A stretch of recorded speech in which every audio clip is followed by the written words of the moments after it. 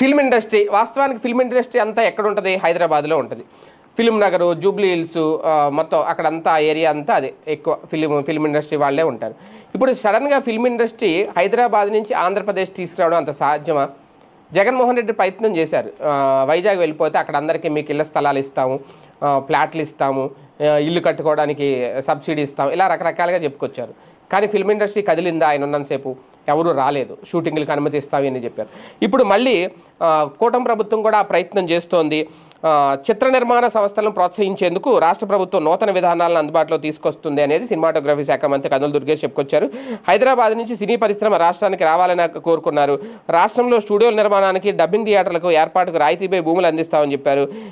విజయవాడలో ఒక cinema shooting సందర్భంగా ఆయన షూటింగ్ ప్రారంభించినప్పుడు ఈ కీలక వ్యాఖ్యలు చేశారు. అంటే అందరూ కూడా రమ్మని కోరుతున్నారు, రావాలంటున్నారు, అలాగే ఇక్కడ కూడా స్టూడియోలు ఏర్పాటు చేస్తాం, అన్ని వస్తువులు కల్పిస్తాం, వెసులుబాట్లు అన్నీ అంటున్నారు.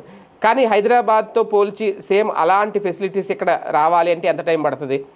ఇప్పుడు ఒక డి రామానాయుడు స్టూడియో, లేదంటే ఒక రామోజీ ఫిలిం సిటీ, లేదంటే అమీర్పేటలో చిన్న చిన్న కార్యక్రమాలకు ఉపయోగించే సారథి స్టూడియో, ఇలాంటివి ఎన్ని ఉన్నాయి.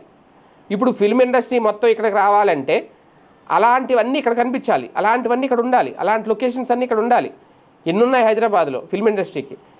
సో ఇప్పుడు ఇండస్ట్రీ మొత్తం ఇప్పుడు సడన్గా ఇక్కడికి వచ్చేయాలంటే అవుట్డోర్ లొకేషన్స్ వరకు ఓకే అనుమతులు ఇస్తారు. కానీ ఇండోర్ స్టూడియోస్లో ఆ పెద్ద పెద్ద స్టూడియోస్ అన్నీ ఇప్పుడు ఎప్పుడు కట్టాలి, ఎప్పుడు రావాలి వాళ్ళకి, దానికి సంబంధించి మళ్ళీ అది కూడా రేపొద్దున పీపీపీ విధానం అంటే ఓకే ఆకాంక్షించడం తప్పేం లేదు, రావాలని కోరుకోవడం తప్పులేదు. దానికి సంబంధించి అందుకు వెసులుబాట్లు కూడా ఇమీడియట్గా కల్పించి దానికి సంబంధించి జగన్మోహన్ రెడ్డి ఎలాగ నిర్ణయం తీసుకోలేకపోయాడు. ఆయన బాబు గారు కానీ లేదంటే ఆల్రెడీ ఫిల్మ్ ఇండస్ట్రీకి సంబంధించిన వ్యక్తే డిప్యూటీ సీఎంగా ఉన్నారు కాబట్టి పవన్ కళ్యాణ్, ఆయన కానీ కూర్చొని ఒకసారి మాట్లాడితే ఖచ్చితంగా ఫిల్మ్ ఇండస్ట్రీని మొత్తం ఇక్కడ తీసుకురాకపోయినా ఫిల్మ్ ఇండస్ట్రీని ఎక్కడ కూడా ఒక క్రియేట్ చేసే అవకాశం అయితే ఖచ్చితంగా ఉంటుందనేది విశ్లేషకుల అభిప్రాయం.